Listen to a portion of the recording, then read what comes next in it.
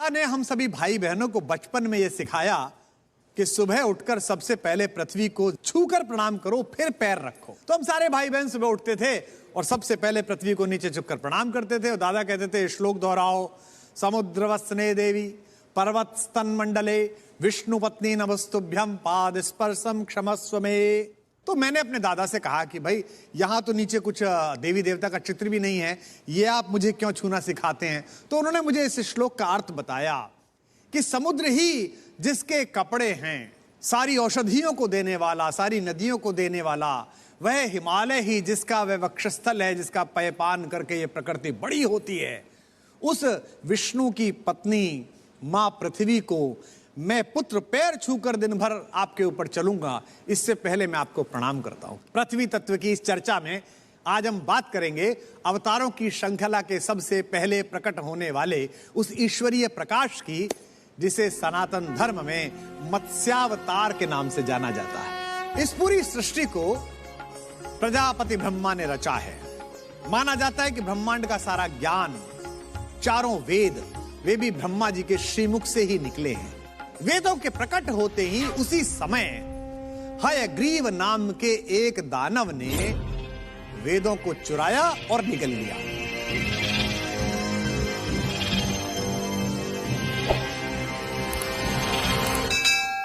इस घटना से उस समय पूरी सृष्टि परेशान हो गई, ब्रह्मा परेशान हो गए। तो वो विष्णु जी के पास पहुंचे, श्री हरि के पास पहुंचे।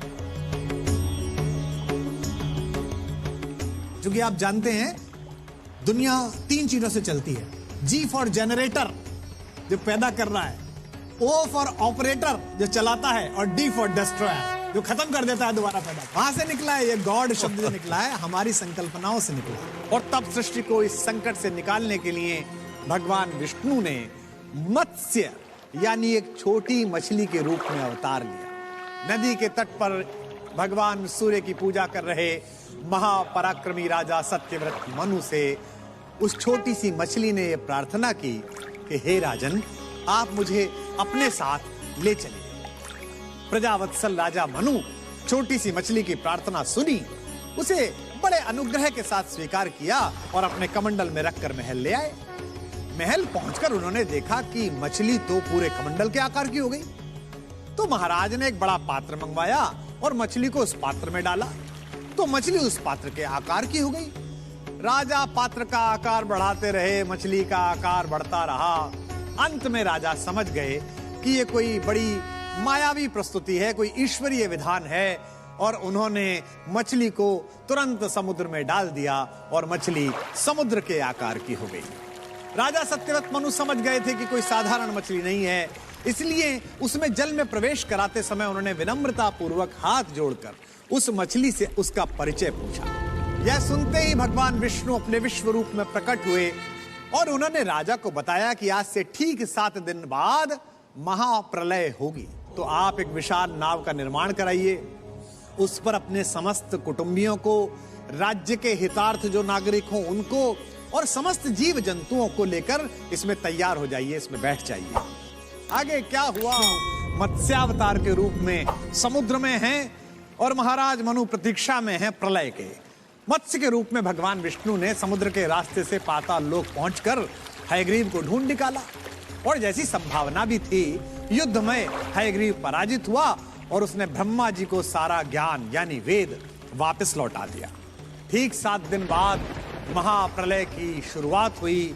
पूरी पृथ्वी जल में डूबने लगी। राजा सत्यव्रत मनु अपने सभी संबंधियों और राज्य के पशु पक्षियों के साथ एक नाव में सवार हो गए। मत्स्यावतार के रूप में भगवान विष्णु उस नाव को सर्वोच्च पर्वत यानी सुमेरु की ओर ले गए और धीरे धीरे पूरी पृथ्वी जलमग्न हो गई। जरा सोचिए कि इस कथा का रहस्य क्या है। समझिए, भगवान ब्रह्मा पूरी सृष्टि के रचयिता है, उन्हें सभी प्रकार के ज्ञान का स्वामी माना जाता है। इसका मतलब क्या हुआ? इसका मतलब यह हुआ कि हर सृजन, हर शुभ की संकल्पना ज्ञान से ही शुरू होती है। ज्ञान से भरा मस्तिष्क ही कुछ बेहतर करने की संभावनाओं को पैदा कर सकता है। भारत शब्द की व्याख्या ही संस्कृत में यह है, भा अर्थात ज्ञान, और रत माने लगातार जिसकी खोज में लगे रहने वाले, यानी कि एक ऐसी सभ्यता, यानी कि एक ऐसा देश, यानी कि एक ऐसी मनुष्यता जो अपने पैदा होने से ही लगातार ज्ञान की संभावनाओं पर विचार कर रही है। यह कथा का सार है और इसमें एक संकेत और भी है। इसमें एक संकेत यह भी है कि ज्ञान अगर गलत लोगों के हाथ में चला जाए तो वह कैसे मनुष्यता को नुकसान पहुंचा सकता है। मैंने ही अपने 2 पंक्तियों में कभी यह कहा था, हिम्मत का सागर लांघो तो लहर लहर जयकारा होगा, दिल टूटे या एटम टूटे दुनिया में उजियारा होगा। और याद करिए महाकवि दिनकर की वो पंक्ति कि एक हाथ में कमल, एक में धर्मदीप्त विज्ञान, लेकर के उठने वाला है जग में हिंदुस्तान। बोलिए सियावर रामचंद्र भगवान की जय।